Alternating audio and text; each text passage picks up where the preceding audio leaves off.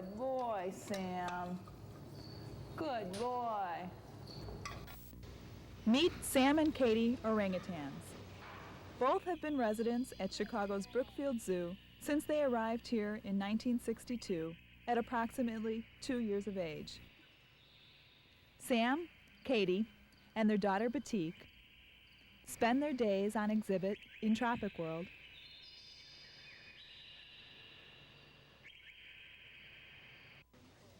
and their nights in these holding cages. In 1987, both Sam and Katie were diagnosed as having diabetes. A low-sugar, low-fat diet was used in conjunction with tolbutamide, an oral medication which stimulates the pancreas to produce insulin, in an attempt to control the diabetes. The diet and tolbutamide were not successful in controlling glucose levels, and injections of insulin became necessary. We had to develop a method for administering these injections without immobilizing the animals. Brookfield's marine mammal trainers have successfully trained dolphins and sea lions to hold for medical procedures. Marty Sevenich, the head trainer, suggested we try the same with Sam and Katie.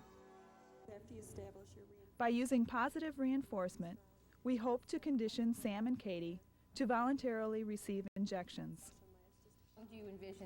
We had to create a positive experience that would help overcome their apprehension of syringes and needles routinely used for immobilization. We owe it to the orangs to give them the best possible care. Under Marty's guidance, we outlined a training plan.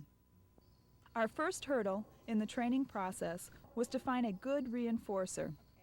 We needed to find an exciting food reward that would keep the animals interested and enthusiastic about participating in their training sessions. Try it, Kate. The reinforcer also needed to be something the animals would eat quickly so that we could give many reinforcements during each session. Good girl, Kate. How do you like that, Sam? What do you think?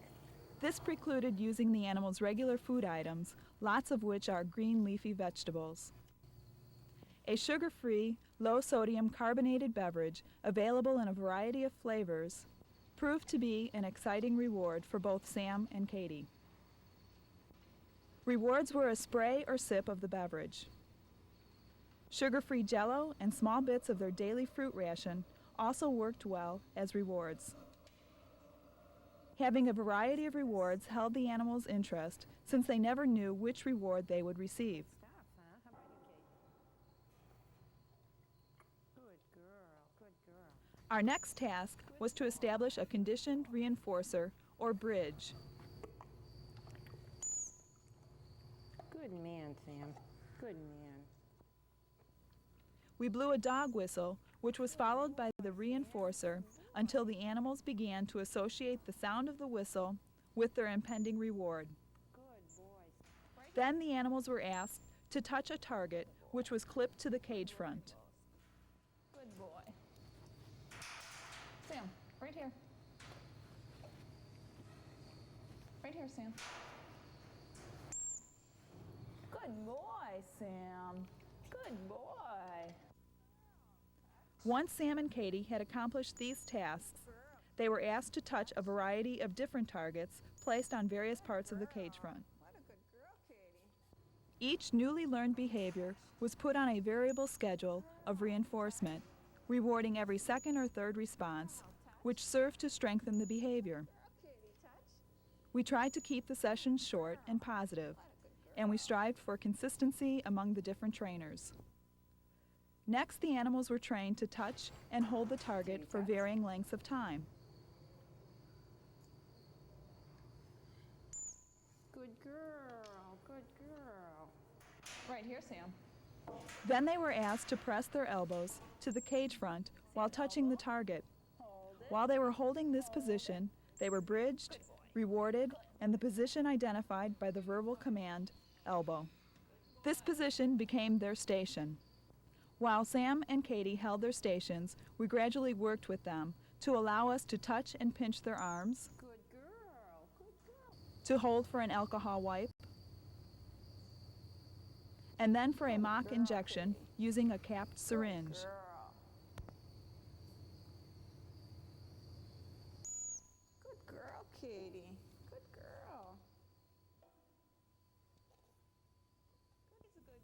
Subsequently, they were asked to hold their station as a needle was placed against their skin. Samuel. Sam, right here. Good boy, Sam. Good boy. Good boy. Hold it, Sam. Hold it. Hold it. Yeah, he's a good boy. Good boy, Sam. Good boy. Good boy, Sam. And finally, they held for a prick from the needle. Hold it, Kate. Good girl. Hold it right there, Kate. Good girl, Katie. Hold it. Hold it, Katie. Good girl, Kate. Good girl. Katie, lip. Good girl, lip. We trained a few fun and easy behaviors as well, in order to hold their attention and to add variety to the sessions. Good girl. Katie, hand. Good girl. Good girl. Katie, touch. Good girl. Katie, hand. Good girl, Kate. Good girl. Katie, touch. Batik is often a distraction to Sam and Katie during their sessions. Recently, we began training her to touch a target. We are working towards having her hold a station, which will keep her from interfering with the animal being trained. Good girl, Batik. Good girl. What a good girl you are, yes. Injections of sterile water allowed us to test our ability to consistently administer injections. Good girl, Katie. Hold it right there. Hold it.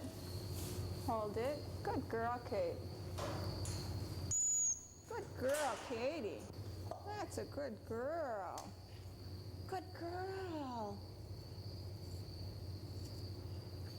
In July 1989, we began injecting Sam and Katie with insulin on a daily basis. Good boy, Sam.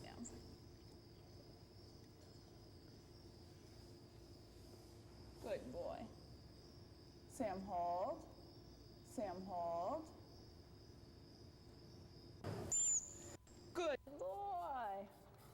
Good man. Yeah, he's a good boy. He's a good boy.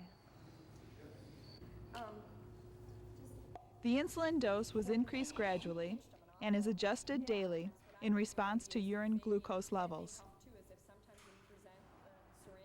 In order to monitor the level of glucose in the urine and to adjust the insulin dosage accordingly, we must be able to collect urine reliably every day. Since the animals generally urinate first thing in the morning, we make sure to be watching them at this time. Whenever we do see Sam or Katie urinating, we reinforce them with a special reward reserved only for this behavior.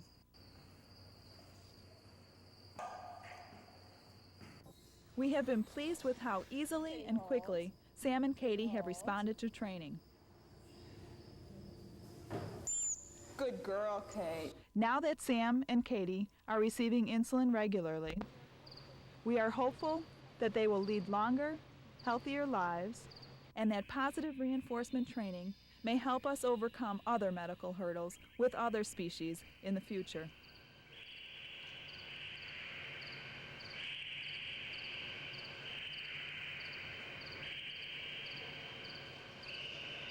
On March 3, 1991, Katie Orangutan died of complications due to old age. She was 32 years old. Katie was a unique individual and will be missed by all who knew her.